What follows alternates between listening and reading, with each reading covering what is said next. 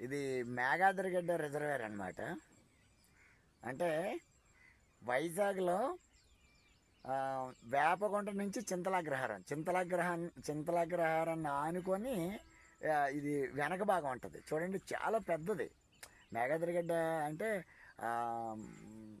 ఒకటి విశాఖపట్నంకి drinking water అనేది Tatipudi reservoir నుంచి చాలా వరకు వస్తుంది. అలాగే మేఘాద్రిగడ్డ నుంచి కూడా చాలా వరకు డ్రింకింగ్ వాటర్ సప్లై అవుతుంది అనమాట.